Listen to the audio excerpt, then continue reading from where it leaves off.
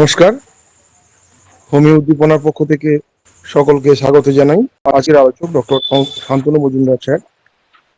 আমাদের আজকের আলোচ্য বিষয় হোমিওপ্যাথিতে প্র্যাকটিক্যাল কেস অ্যানালিসিস পর্ব 3।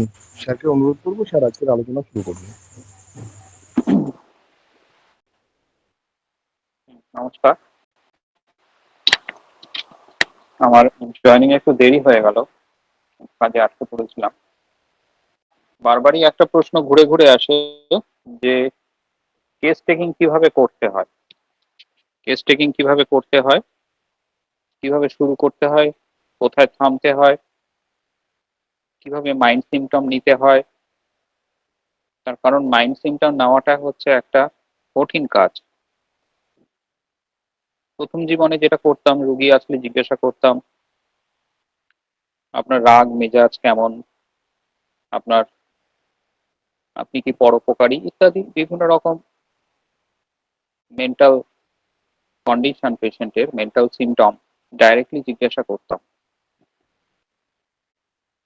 কিন্তু এইভাবে লিডিং কোশ্চেন করলে যা হয়, অধিকাংশ ক্ষেত্রেই ভুল ইনফরমেশন আসে। রুগীকে যদি আমরা লিডিং কোশ্চেন করি যে আচ্ছা বলুন তো আপনি কি খুব সিম্প্যাথেটিক, উপকারী? পৃথিবীতে এমন কোনো মানুষ নেই যে বলে বলে না যে সে সিম্প্যাথেটিক নয়। সবাই সিম্প্যাথেটিক, সবাই পরোপকারী। কাউকে যদি বলি আপনি কি সাহসী, সবাই সাহসী, ভীতু কেউ বলে না। প্রত্যেকটা মানুষ তার সম্বন্ধে একটা ভালো ইমপ্রেশন, গুড ইমপ্রেশন তৈরি করার চেষ্টা করে। এটা মানুষের বেসিক নেচার।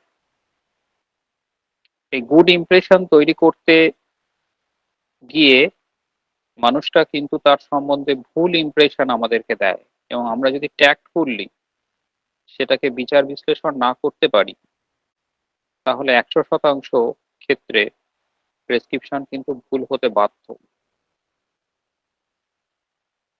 তাই রোগী যখন কোনো কথা বলে, সেই কথার যথার্থতা আমাদের বিশ্লেষণ করে দেখতে হবে।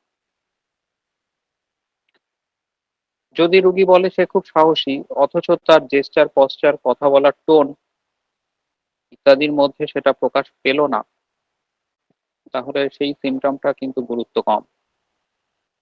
আবার কেউ যদি বলে আমি পরোপকারী, অথচ পেশেন্ট কোনো উদাহরণ দিতে পারছে না সে কতটা পরোপকারী, সে একটা জায়গায় গিয়ে থেমে যাচ্ছে, তাহলে সে যে সত্যিকারের পরোপকারী সেটা নাও হতে পারে।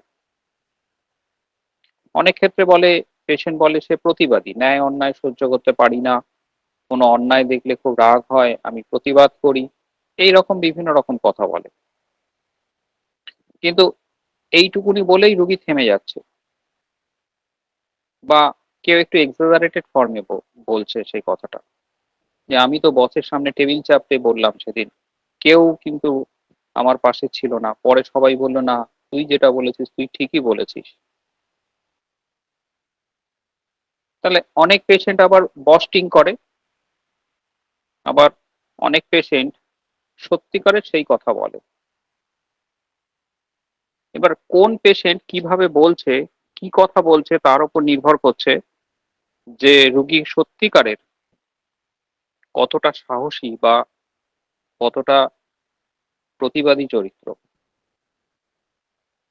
একটা পেশেন্ট, সেই পেশেন্ট কর্মসূত্রে দুবাইতে থাকেন, দুবাইতে গেছেন, এমনি কথায় কথায় প্রশ্ন করছে আপনি কি প্রতিবাদী?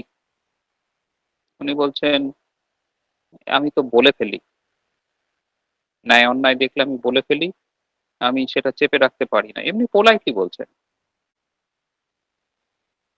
আমি বললাম কোনো ঘটনা বলুন, তাহলে বুঝবো ব্যাপারটা।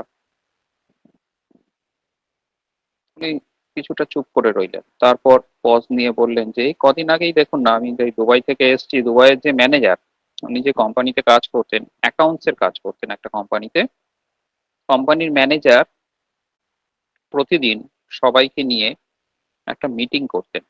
সব প্রতিদিন না, সপ্তাহে একদিন। বলছে একদিন ম্যানেজার আমাদের সবাইকে, আমরা ইন্ডিয়ান যারা, আমাদের সবাইকে বোঝানোর চেষ্টা করলো আমরা কাজ কিছু করছি না, আমরা ফাঁকি দিচ্ছি, সবাই চুপ করে আছে। কিন্তু আমার মাথাটা গরম হয়ে গেল।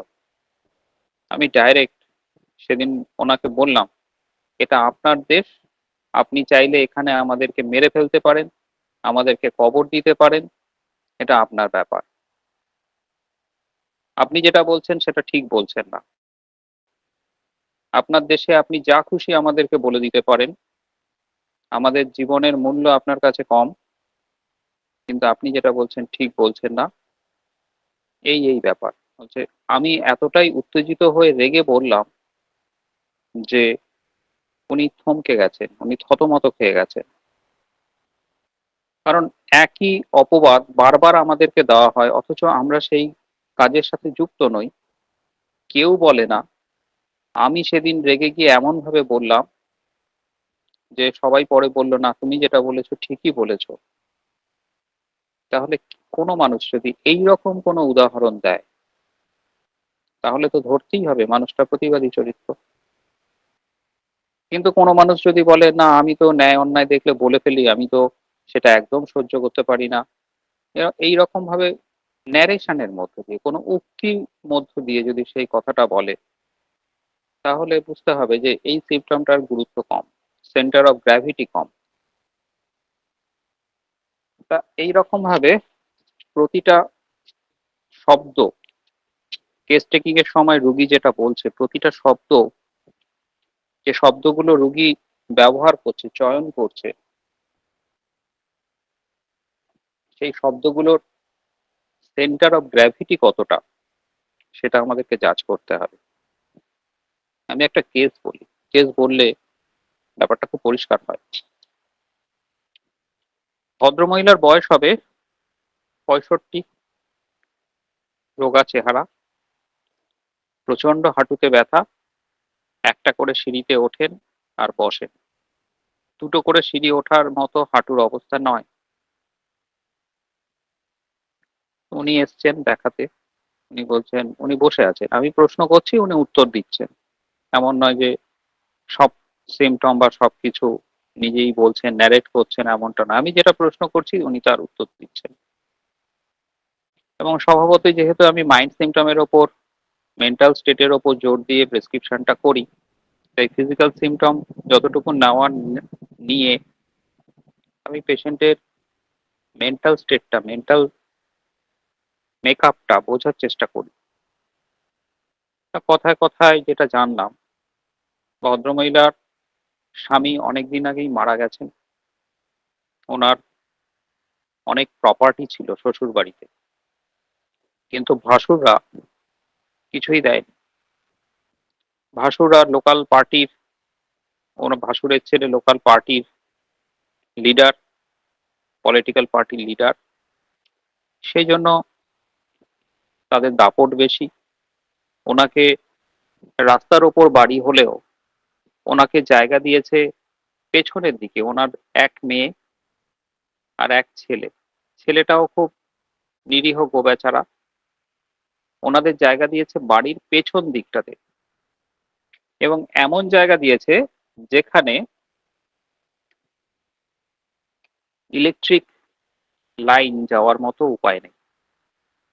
বলছে আমাদের তো বাড়ির পেছনে জায়গা দিয়েছে, বাড়িতে ইলেকট্রিকও নেই, ইলেকট্রিকের পোল বসতে দিচ্ছে না, তার যেতে দিচ্ছে না।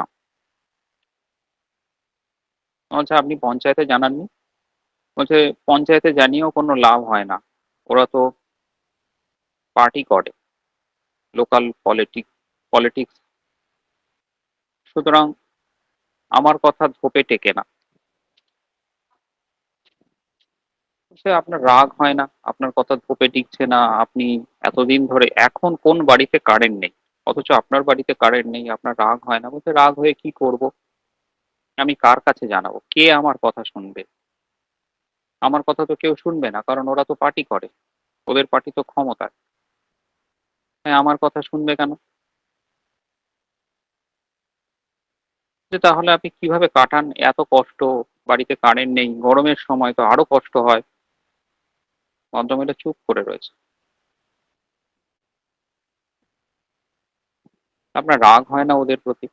রাগ হওয়া তো খুব স্বাভাবিক। যে মানুষটার প্রতি এরকম অন্যায় অবিচার হচ্ছে তার তো রাগ হওয়া স্বাভাবিক। তা আমি বললাম যে আপনি আপনার যে এই এত কষ্ট, বাড়িতে ইলেকট্রিকের খুঁটি পুঁততে দিচ্ছে না, ইলেকট্রিকের তার যেতে দিচ্ছে না, তা আপনি পাড়া প্রতিবেশীদের বলেননি? বলছে পাড়া প্রতিবেশীদের বললেও পাড়া প্রতিবেশী আসবে না, কারণ ওদের সাথে লাগবে না।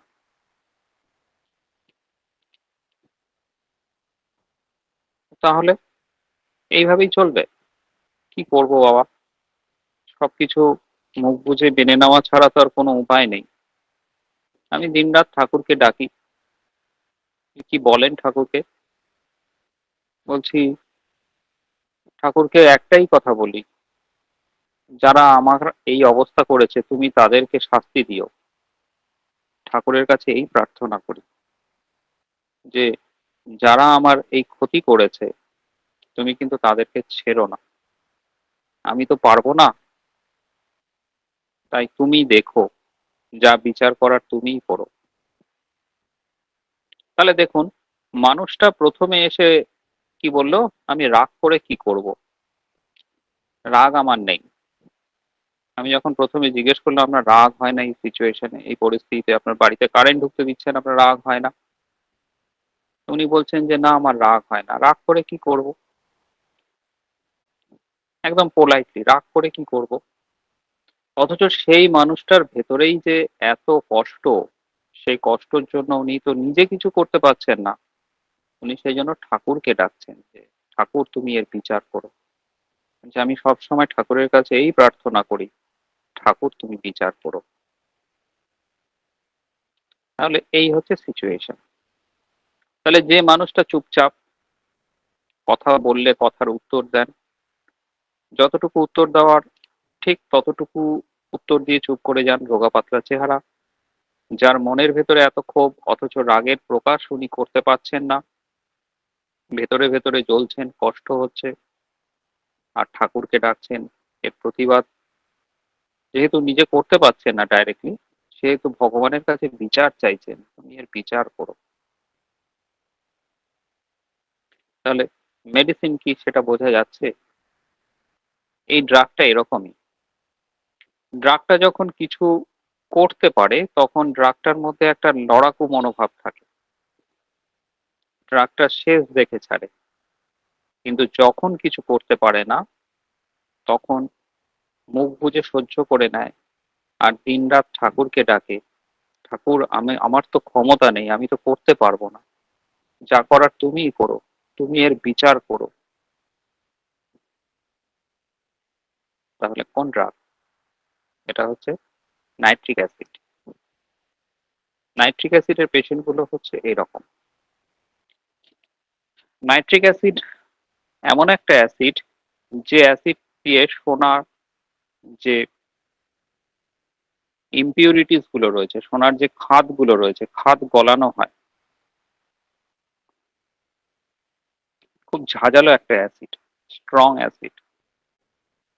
নাইট্রিক অ্যাসিড যদি কোনো জায়গায় পড়ে আমাদের স্কিনে, তাহলে সেটা একদম ফুটো হয়ে এপাশ থেকে ওপাশে বেরিয়ে যাবে। হাতের তালুতে যদি পড়ে, হাতের তালুকে ভেদ করে একদম ফুটো করে ওপাশ ওপাশ দিয়ে বেরিয়ে যাবে। পাঞ্চ আউট লিশন হয়। পাঞ্চ আউট মানে কি? মানে চেকারদের হাতে, টিকিট, ট্রেনের টিকিট চেকারদের হাতে একটা পাঞ্চিং মেশিন থাকে, দেখেছেন আপনারা? এই পাঞ্চিং মেশিন দিয়ে কি করে, টিকিটটাকে পাঞ্চ করে, কেটে দেয়, গোল করে কেটে দেয়। এই গোল করে কাটার জন্য কি বোঝা যায় যে টিকিটটা ইউজ হয়ে গেছে। পরীক্ষা করে টিকিট চেকাররা, টিকিটটা পরীক্ষা করে পাঞ্চিং মেশিন দিয়ে পাঞ্চ করে। এই নাইট্রিক অ্যাসিডের মধ্যেও কিন্তু এইরকম একটা করোসিভ প্রপার্টি আছে, যে করোসিভ প্রপার্টির জন্য যেখানে অ্যাসিডটা পড়ে, যদি স্ট্রং নাইট্রিক অ্যাসিড হয় তাহলে সেখানে একটা পাঞ্চ আউট লিশন তৈরি করে, গোল করে একদম পাঞ্চ আউট লিশন, মনে হচ্ছে ফুটো করে বেরিয়ে যাচ্ছে। এবং মনে রাখতে হবে, যদি পেশেন্ট নাইট্রিক অ্যাসিডের হয় এবং সেই পেশেন্টের যদি স্টমাকের বা ইন্টেস্টিনের যদি কোনো সমস্যা নিয়ে আসে, আলসার বা কিছু, তাহলে মনে রাখতে হবে এই কেসটা কিন্তু খারাপ কেস। নাইট্রিক অ্যাসিড মনের দিক থেকেও খারাপ, এর প্যাথোলজি কিন্তু সাংঘাতিক। নাইট্রিক অ্যাসিডের পার্সোনালিটির সাথে মেলে সেই পেশেন্টটা এসে বলছে যে তার স্টমাকে ব্যথা হচ্ছে, পেটে ব্যথা হচ্ছে খাওয়ার পরে, বা তার পেটে হালকা জল জমছে, অথচ পেশেন্ট নাইট্রিক অ্যাসিডের মতো মানসিকতা, তাহলে বুঝতে হবে যে পেশেন্টটা ম্যালিগন্যান্সির দিকে টার্ন নিতে পারে, যে কোনো মুহূর্তে ম্যালিগন্যান্সির দিকে টার্ন নিতে পারে। কারণ নাইট্রিক অ্যাসিডের এই ম্যালিগন্যান্সি তৈরি করার প্রবণতা রয়েছে। কেন সাহেব এক জায়গায় বলছেন যে একটা মানুষের ভাবনা চিন্তা যেমন, তার রোগ ভোগও সেরকম। আমরা যেমন, আমাদের ভাবনা চিন্তা যেমন, আমাদের রোগ ভোগও সেরকম। সবার আগে রোগটা তৈরি হয় মনে, তারপর সেটা আসে শরীরে। তা নাইট্রিক অ্যাসিডের তো একদম পিন পয়েন্টে টার্গেট করার, পিন পয়েন্টে আঘাত করার, পিন পয়েন্টে ক্ষতি করার প্রবণতা। তাই নাইট্রিক অ্যাসিড যখন শরীরের ভেতরে কোনো অঙ্গ প্রত্যঙ্গের ভেতরে যখন কোনো প্যাথোলজি তৈরি হয়, তখন সেই প্যাথোলজিটা কিন্তু এতটাই মারাত্মক হতে পারে। তাই বলে পেটে আলসার হয়েছে সে মানেই যে নাইট্রিক অ্যাসিড, এমনটা নয়। আমি বোঝানোর চেষ্টা করছি যে নাইট্রিক অ্যাসিডের বাড়াবাড়ি হয়ে যাওয়ার প্রবণতা অত্যাধিক বেশি। রুগী আসছে হালকা হালকা ব্যথা, অনেকদিন ধরে হচ্ছে, ১-১.৫ বছর ধরে হচ্ছে, তার ব্যথাটা কখনো কমে কখনো বাড়ে, স্লো ইন্টেন্সিটি নিয়ে আস্তে আস্তে বাড়ছে, এটা নাইট্রিক অ্যাসিড হওয়ার সম্ভাবনা কম। নাইট্রিক অ্যাসিডের ইন্টেন্সিটিটা বেশি থাকে।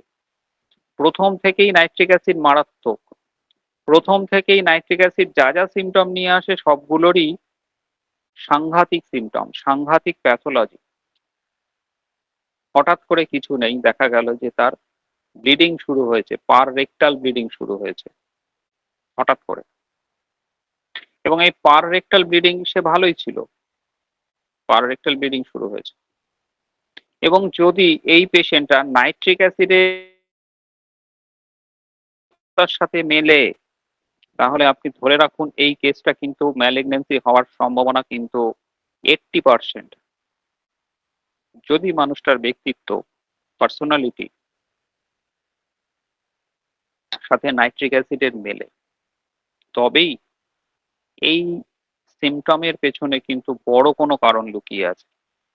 অবশ্য যদি এটা নাইট্রিক অ্যাসিড ছাড়া অন্য কোনো ড্রাগের সাথে মেলে, ক্যালকেরিয়া কার্ভ আসতে পারে, বেলেডোনা আসতে পারে, ন্যাট্রামিউর আসতে পারে, তাহলে বুঝতে হবে যে এর ম্যালিগন্যান্সি হওয়ার সম্ভাবনা কম, তুলনামূলকভাবে কম। ন্যাট্রামিউর কি ম্যালিগন্যান্সি নিয়ে আসবে না? অবশ্যই আসবে। কিন্তু এই রকম হঠাৎ করে ব্লিডিং, আগে কোনো সিমটম ছিল না, পার রেক্টাল ব্লিডিং শুরু হয়েছে, হু হু করে ব্লাড আসছে, এবং সেই কেসটার প্যাথোলজি খুব বেশি, ন্যাট্রামিউ সাধারণত এইরকম ভাবে আসে না। কারণ প্রত্যেকটা ড্রাগের ভাবনা চিন্তা তো আলাদা। প্রতিটা ড্রাগের ভাবনা চিন্তা আলাদা হওয়ার জন্য তার তো প্যাথোলজি আলাদা, তার প্রোগ্রেসও আলাদা, তার সাফারিংও আলাদা, তার সিমটোম্যাটোলজিও আলাদা। এই জন্য দেখবেন নাইট্রিক অ্যাসিডের যা কিছু হয়, ওয়ার্ড বলুন বা রেকটাল ব্লিডিং বলুন বা স্টমাক আলসার বলুন, সবগুলোরই কিন্তু একটা হেমারেজিক টেন্ডেন্সি থাকে, ফ্রেশ ব্লাড, প্রচুর রক্ত, ব্লিডিং, এইগুলো নিয়ে রোগী আমাদের কাছে আসে। নাইট্রিক অ্যাসিডের মধ্যে আমরা আর কি দেখতে পাই? যে রোগটা প্রথম থেকেই ভয়ানক, তাহলে মানুষের মনেরটার ভেতরেও তো ভয়ানক কাণ্ড কারখানা চলে। নাইট্রিক অ্যাসিড তো জীবনে কাউকে ক্ষমা করতে পারে না। যদি আপনি বুঝতে পারেন আপনি কারোর ক্ষতি করেছেন বা কেউ আপনার শত্রু হতে চলেছে, আর আপনার যদি মনে হয় আপনার সাথে যা শত্রুতা তৈরি হচ্ছে সে মানুষটা নাইট্রিক অ্যাসিডের সাথে মেলে, তাহলে সবার প্রথমে হবে তার সাথে হ্যান্ডশেক করে নেওয়া, তার সাথে বন্ধুত্ব স্থাপন করে নেওয়া। আপনি যদি আজকে তার সাথে বন্ধুত্ব স্থাপন না করেন, নাইট্রিক অ্যাসিড কিন্তু আগামী দিনে এর প্রতিশোধ নেবে। নেবেই নেবে যদি সে নাইট্রিক অ্যাসিডের পার্সন হয়, নাইট্রিক অ্যাসিডের ব্যক্তিত্ব হয়। তাই নাইট্রিক অ্যাসিডের সাথে মেলে এমন কোনো লোকের সাথে যদি আপনার শত্রুতা কখনো হয়, তাহলে আপনার প্রথম উদ্দেশ্যই হবে তার সাথে সেই শত্রুতা মিটিয়ে নিয়ে হ্যান্ডশেক করে নেওয়া। নইলে সে কিন্তু আগামী দিনে ঘুরিয়ে আপনার ক্ষতি করবে, করবে, করবে। না হলে নাইট্রিক অ্যাসিড বাঁচবে না। কারণ নাইট্রিক অ্যাসিডের জীবন দর্শন প্রথম থেকেই রয়েছে একটা এমন প্যাথোলজি তৈরি করার, সে মেন্টাল হতে পারে, ইমোশনাল হতে পারে বা ফিজিক্যাল লেভেলে এমন প্যাথোলজি তৈরি করার, যে প্যাথোলজিটা হবে ইরিভার্সিবল প্যাথোলজি। মনের ভেতরে যদি ক্ষোভ তৈরি হয়, তার সাথে বন্ধুত্ব করলেও সেই ক্ষোভ যায় না। সামনে সামনে ভালো ব্যবহার করে, তো মনের ভেতরে সেই ক্ষোভটা থাকে। আগামী দিনে কিন্তু সেই ক্ষোভের বহিঃপ্রকাশ হতে বাধ্য। নাইট্রিক অ্যাসিডের আপনি ট্রিটমেন্ট করছেন, আমরা কথায় কথায় নাইট্রিক অ্যাসিড দিই। বিশেষ করে রেকটামের কোনো সমস্যাতে যদি ফিশার থাকে, যা যা সিমটম বলে নাইট্রিক অ্যাসিডের সাথে খুব মেলে। আর আমরা কথায় কথায় নাইট্রিক অ্যাসিড দিই। যে অ্যানাল ফিশার, ভয়ানক ব্যথা, ছুঁচ ফোটার মতো ব্যথা, অনেকক্ষণ ধরে ব্যথাটা থাকছে,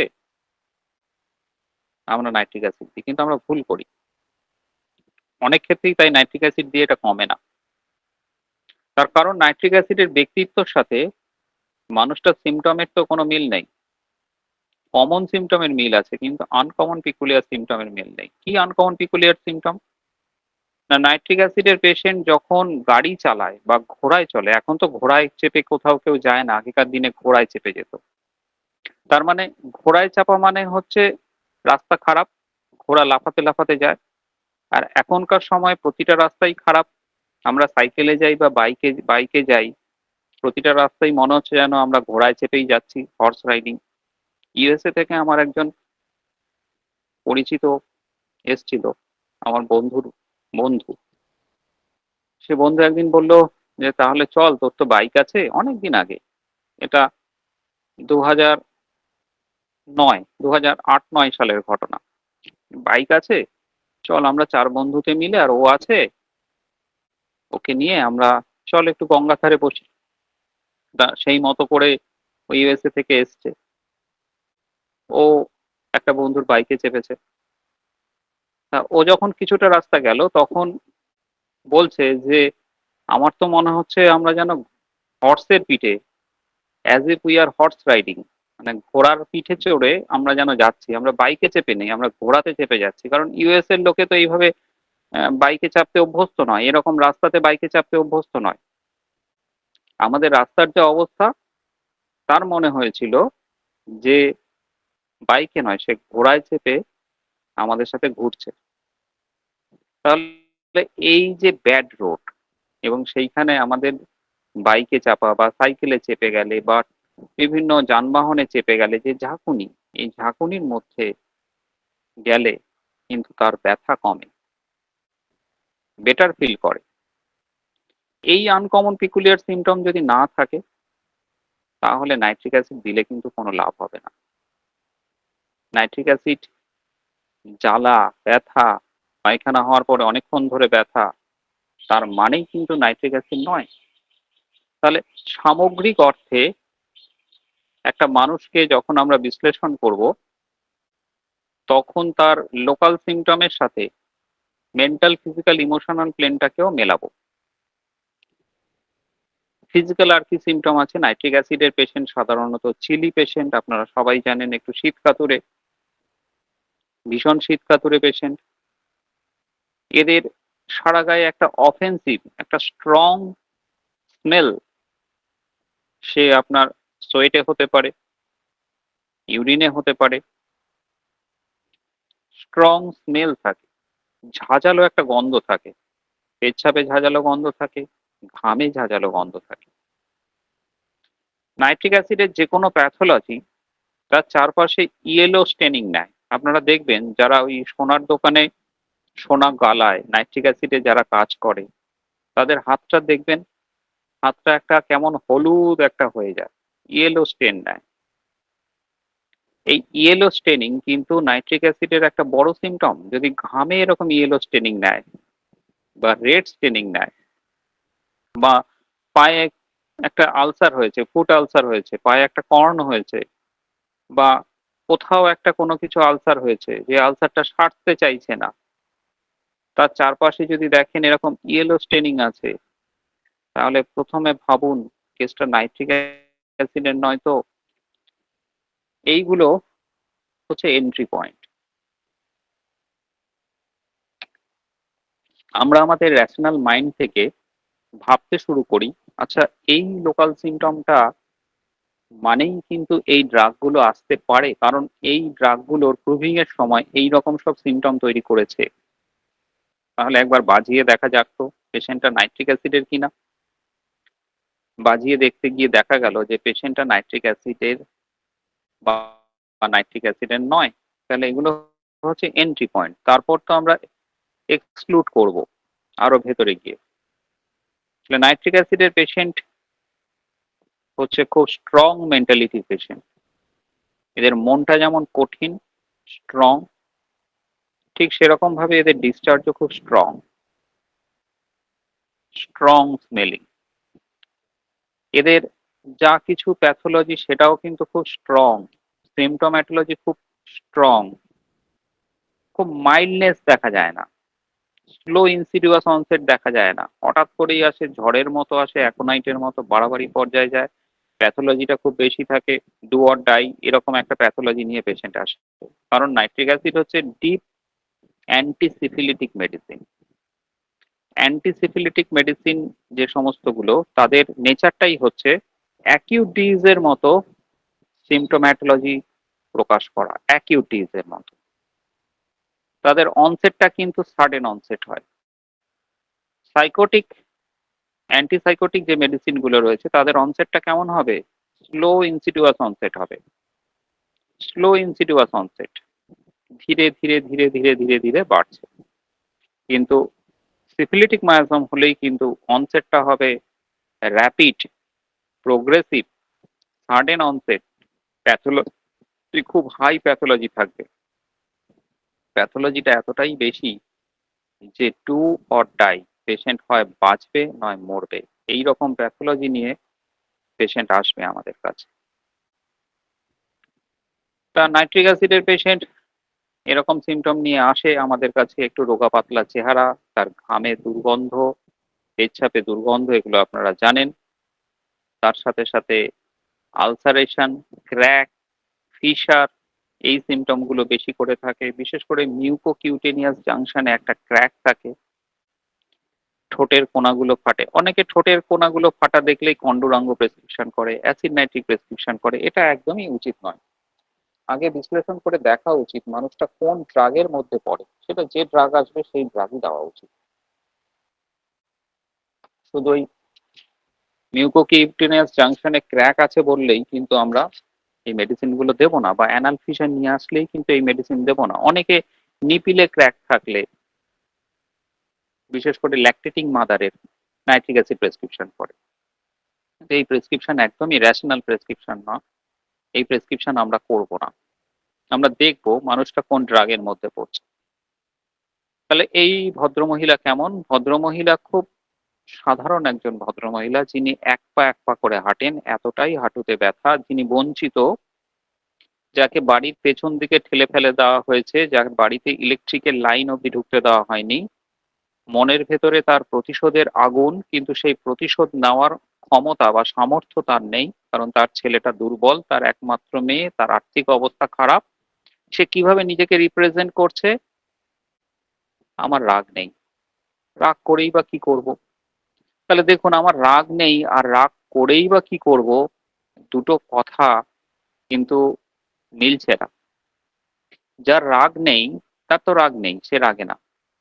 কিন্তু রাগ করেই বা কি করব, তার মানে তার রাগ আছে, কিন্তু সে রাগের বহিঃপ্রকাশ দিয়ে তার সমস্যা সমাধান করতে পারছে না। সে মেনে নিতে বাধ্য হচ্ছে, সে ঢোক গিলতে বাধ্য হচ্ছে, মনের ভেতরে সেটা জমিয়ে রাখতে বাধ্য হচ্ছে, কারণ পরিস্থিতি তার অনুকূলে নয়, পরিস্থিতি তার প্রতিকূল পরিস্থিতি। সেই প্রতিকূল পরিস্থিতির জন্য উনি কি করছেন, উনি ভগবানকে ডাকছেন, তুমি এর বিচার করো, আমি যতদিন বেঁচে আছি তার মধ্যে তুমি এনার বিচার করো, আমার প্রতি অন্যায়ের বিচার করো। কিন্তু প্রেজেন্টেশনটা কেমন হলো, রাগ করেই বা কি করব। তাহলে আমরা যদি এই জায়গাতে পেশেন্টকে ছেড়ে দিই, রাগ করেই বা কি করবো মানে বলেছে, মানে পেশেন্ট ঠান্ডা প্রকৃতির মানুষ, তাহলে কোথায় ঠান্ডা প্রকৃতির মানুষ আর কোথায় তার ভেতরে ফুটন্ত তেল যদি কোনো জায়গায় পড়ে, যেভাবে ফোসকা পড়ে, বা নাইট্রিক অ্যাসিড পড়লে যেভাবে পাঞ্চ আউট লিশন হয়, তার সাথে কতটা আকাশ পাতাল পার্থক্য। নাইট্রিক অ্যাসিডের মধ্যে আরেকটা বৈশিষ্ট্য হচ্ছে, এই এই মানুষগুলো, নাইট্রিক অ্যাসিডের মানুষগুলো খুব দুশ্চিন্তায় ভোগে, তাদের মধ্যে খুব টেনশন চলে, বিশেষ করে তাদের শরীর স্বাস্থ্য নিয়ে টেনশন। শরীর স্বাস্থ্য নিয়ে টেনশন কেন? কারণ তাদের পূর্ব অভিজ্ঞতা বলে যে তার যখন কিছু হয়েছিল তখন সেটা বাড়াবাড়ি পর্যায়ে গেছিল, সেই জন্য শরীর স্বাস্থ্য নিয়ে তারা একটু টেনশনে ভোগে। একটু কিছু হলেই ভাবে তার একটা বড় কিছু হয়ে গেছে, তার কোনো ম্যালিগন্যান্সি তৈরি হয়েছে। এই টেনশন তাকে সবসময় তাড়িয়ে বেড়ায়। সেই জন্য নাইট্রিক অ্যাসিড যদি সামান্য কোনো তেমন কিছু নয়, সামান্য কোনো কিছু হেলথের ডেভিয়েশন ফিল করে, যে আজকে খাওয়ার পরে পেটটা একটু ব্যথা হলো কেন, নাইট্রিক অ্যাসিড সেটা নজরে রাখে। আচ্ছা আজকে ব্যথা হলো, কালকে কি ব্যথা হবে? ও ইচ্ছে করে খেয়ে দেখলো, হ্যাঁ কালকেও তো ব্যথা হলো, পরশু দিনই সে ডাক্তারবাবুর কাছে যাবে, যে আমি দুদিন ধরে দেখছি এরকম ব্যথা হচ্ছে, আমি টেস্ট করে দেখেছি ব্যথা হচ্ছে, ব্যথাটা কেন হচ্ছে, তার ট্রিটমেন্টের জন্য আসবে।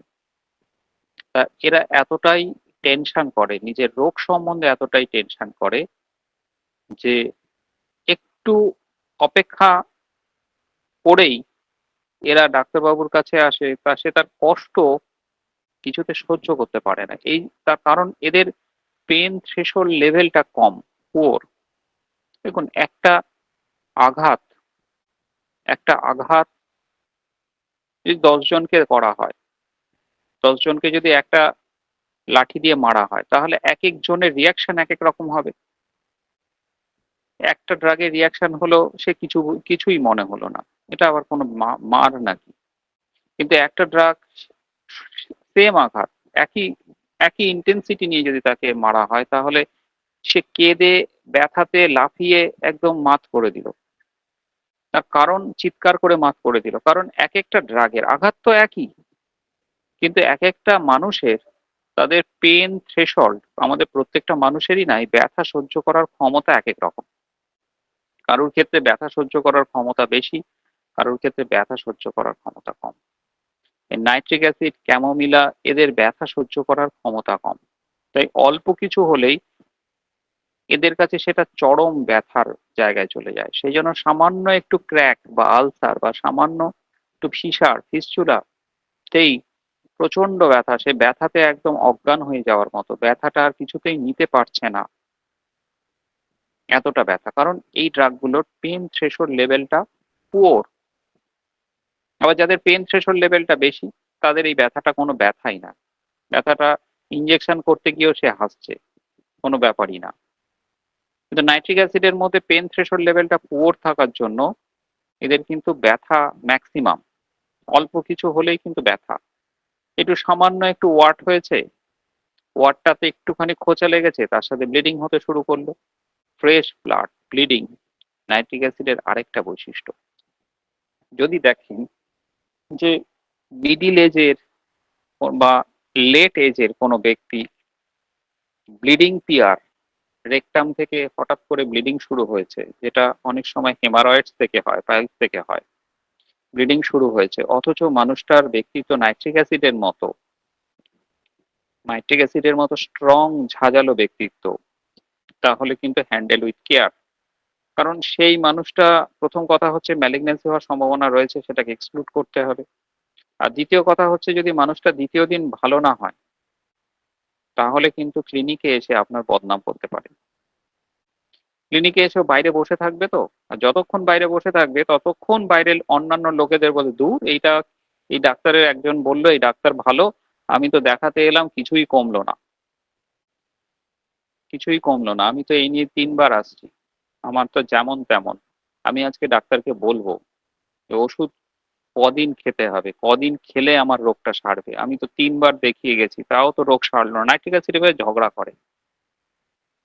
নাইট্রিক অ্যাসিড এইভাবে যখন সুরাহা হয় না, নাইট্রিক অ্যাসিড তো ফিস পে করছে, তার থেকেও বড় কথা হচ্ছে সে তার আতঙ্কে আছে, ভয়ে আছে, সে ব্যথা নিতে পারছে না, পেন থ্রেশহোল্ড লেভেল কম, আপনি কমাতে পারছেন না ওষুধ দিয়ে। নাইট্রিক অ্যাসিড কিন্তু বাইরে বসে পেশেন্টদের সাথে, অন্যান্য রোগীদের সাথে বসে কিন্তু এই ধরনের বাক্যালাপ করে, ব্যাড ইমেজ তৈরি করে দেয়।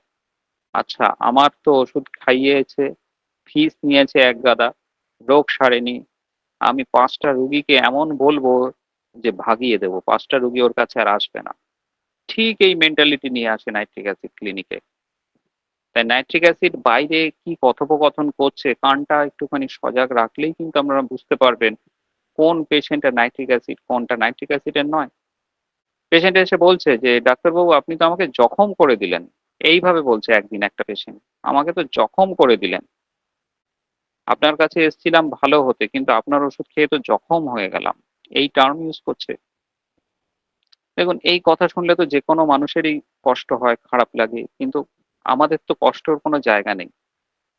আমাদের হাজার কষ্ট হলেও কিন্তু হাসি মুখে পেশেন্ট দেখতে হয়। কারণ আমরা আমাদের মেজাজ কাকে দেখাবো? না বাড়িতে দেখানো যায়, না রুগীর মাঝখানে দেখানো যায়। আমাদের চিকিৎসকদের কিন্তু আমাদের নিজস্ব কোনো লাইফ নেই। আমরা কিন্তু সবসময় অন্যের মনোরঞ্জন করতেই ব্যস্ত। অন্যের মনোরঞ্জনই বটে। একটা রুগী ভালো হলে সে তো খুশি হয়। তো এটা তো একদিক থেকে মনোরঞ্জন। কেউ ফোন করলেই ১ম কথাই বলে ডাক্তারবাবু আমার এই হয়েছে, ওই হয়েছে। কেউ একবারও বলে না যে আপনি কেমন আছেন? খুব কম।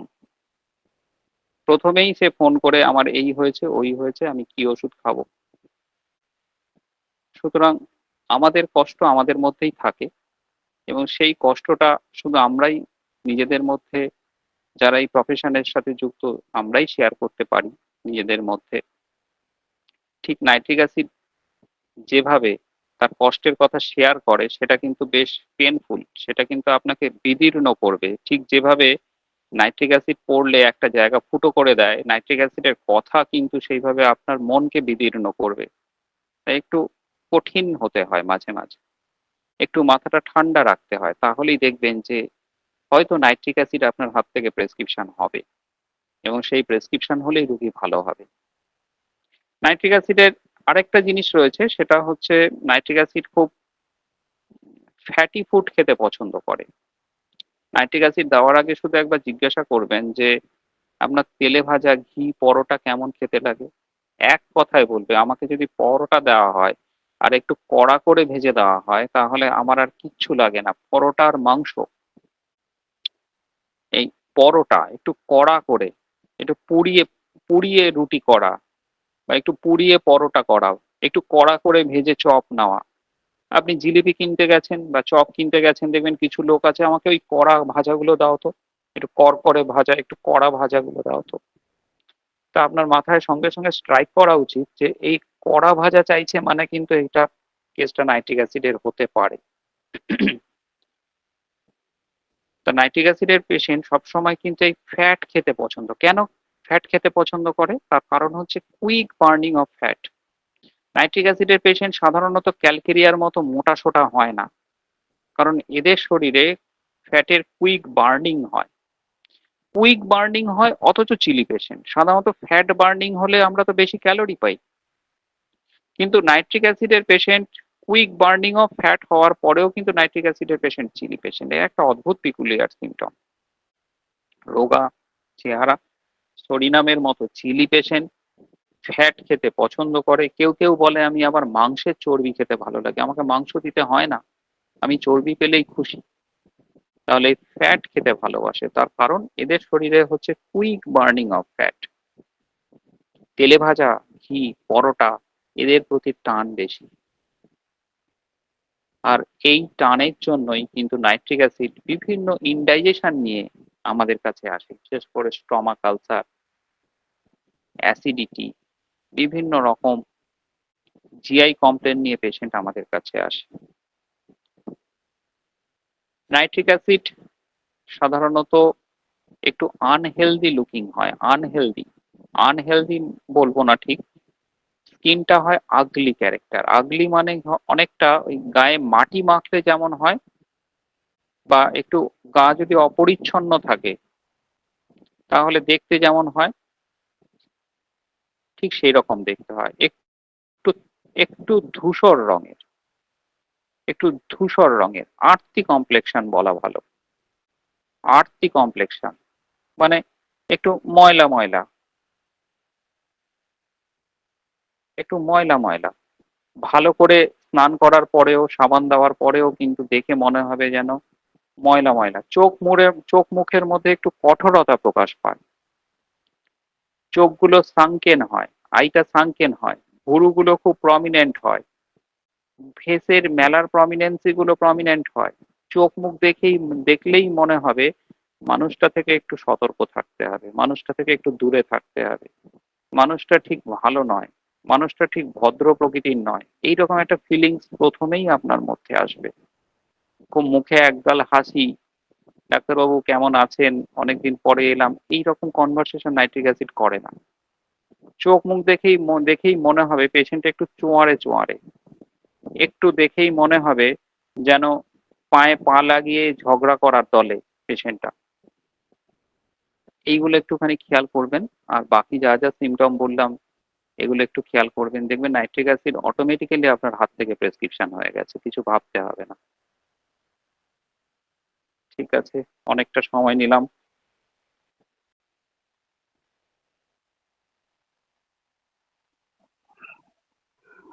অনেক অনেক ধন্যবাদ এবং কৃতজ্ঞতা আজকের আলোচক ডক্টর শান্তনু মজুমদার স্যারকে। আজকের এই যে সুন্দর একটি ক্লাস আমরা উপহার পেলাম, এই ক্লাসের উপরে যদি কারো কোনো প্রশ্ন থাকে হ্যান্ড রাইজ করবেন। আচ্ছা, পার্থ সাহা, আপনি বলুন। বলছিলাম যে আহ, আপনি বললেন যে যারা সিপ্লিটিক মায়াজমের তাদের অনসেটটা র্যাপিড হয়, কিন্তু এক জায়গায় পড়েছিলাম স্যার যে যেগুলো প্ল্যান্ট রেমেডি সেগুলো র্যাপিড হয়। তো প্ল্যান্ট রেমেডি যেহেতু শুধু ম্যাক্সিমামটাই তো সাইকোটিক, এটা তো মনে হয়। তো স্যার একটু যদি আমাকে ক্লিয়ার করেন স্যার। প্ল্যান্ট রেমেডি মানে সাইকোটিক বেশি প্রিডমিনেন্সি হবে এমনটা নয়। আর প্ল্যান্ট রেমেডি গুলোর মানেই যে তাদের র্যাপিড অনসেট হবে তা নয়। আমরা যদি মায়াজমেটিক ইভালুয়েশন করি তাহলে দেখবেন যে বইগুলো সব বইতেই বলা আছে যে সিপ্লেটিক মায়াজম র্যাপিড অনসেট হয় এবং প্রোগ্রেসটা খুব ফাস্ট হয়। এবার আমরা কি হয়, আমরা তো মিক্সড মায়াজমেটিক, দেখা যাচ্ছে সিফিলিসের সাইকোসিস আছে বা সোরিক কেস আমাদের সাথে মিলেমিশে রয়েছে, সেই জন্য একদম পিওর সিফিলিটিক ট্রেন কিন্তু আমরা পেশেন্টের মধ্যে পাই না, যেহেতু মিক্সড মায়াজমেটিক স্টেজে আমরা সবাই অবস্থান করি।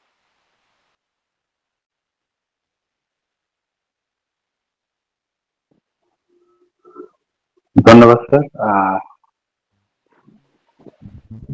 স্যার বলছি স্যার যে আমরা যখন নির্বাচন করবো কোনটা প্ল্যান্ট রেমেডি, কোনটা কোনটা মানে mineral, তো স্যার আমি প্ল্যান্ট রেমেডির যে ইয়েগুলো অনসেট গুলো কিভাবে আসে স্যার একটু। বলছি প্ল্যান্ট রেমেডি মানেই যে ফার্স্ট এমনটা নয়। ব্রায়োনিয়া তো প্ল্যান্ট রেমেডির মধ্যে পড়ে। ব্রায়োনিয়ার অনসেট তো খুব স্লো ইনসিডিয়াস অনসেট।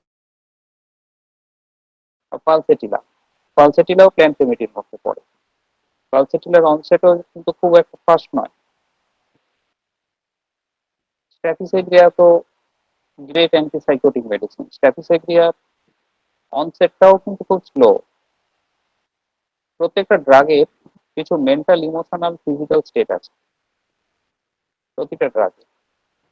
নজর রাখবেন যে মানুষ, যে পেশেন্টটার মানে যে ড্রাগটার পার্সোনালিটি মেন্টাল স্টেটটা খুব বেশি ডিপার, মানে যে মেন্টাল স্টেটটা কোনো গ্রিফ বা কোনো অ্যাংজাইটি বা কোনো ঘটনা তার মনের যত গভীরে প্রবেশ করে, তার গভীরে প্রবেশ করে, তার ভিতরে প্রবেশ করে এবং সে ইমোশনটাকে রিলিভ করতে পারে না, ডিসচার্জ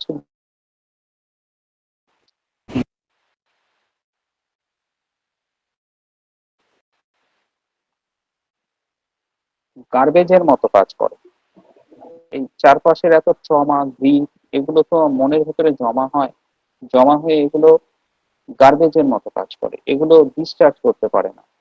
তার ফলস্বরূপ কি হয়? ফলস্বরূপ আমাদের ডিপার প্যাথোলজি তৈরি হয়। প্ল্যান্ট রেমেডি মানেই যে সেটা খুব ফাস্ট হবে এমনটা নয়। যারা এই ডিপার লেভেলে, মনের ভেতরে, মনের গভীরে এই ক্ষতগুলো জমা রাখে, তাদের প্রোগ্রেস কিন্তু ব্যাড হয়। যেমন নাইট্রিক অ্যাসিড খুব ভয়ানক ভাবে সে কিন্তু গ্রিপটাকে মনের ভেতরে জমা রাখে। নাইট্রিক অ্যাসিডকে বলা হয় পেস্ট। পেস্ট মানে কি? পেস্ট মানে হচ্ছে, আমরা তো পড়েছি, শস্যের ক্ষতি করে যারা। আপনি দেখেছেন যে শস্য মানে হচ্ছে, জমিতে যদি কোনো পোকার আক্রমণ হয়, তা যতক্ষণ না তাকে বীজ দেওয়া হচ্ছে, কীটনাশক দেওয়া হচ্ছে, ততক্ষণ কিন্তু সেই ফসল বাঁচানো যায় না, সে কিন্তু ক্ষতি করেই ছাড়ে। ঠিক এইরকম পার্সোনালিটি আমরা নাইট্রিক অ্যাসিডের মধ্যে পাই। স্যারকে অসংখ্য অসংখ্য ধন্যবাদ এবং কৃতজ্ঞতা জানাই। আর আজকে যারা উপস্থিত আছে সবাইকে অসংখ্য ধন্যবাদ এবং কৃতজ্ঞতা জানিয়ে আজকের ক্লাসটি আমরা অফিসিয়ালি এখানেই শেষ করছি। সকলে ভালো থাকবেন, ভালো রাখবেন, হোমিও জীবনের সঙ্গে যুক্ত থাকুন। আর স্যারের এত সুন্দর ক্লাস আমরা যেন মিস না করি। ভালো থাকবেন।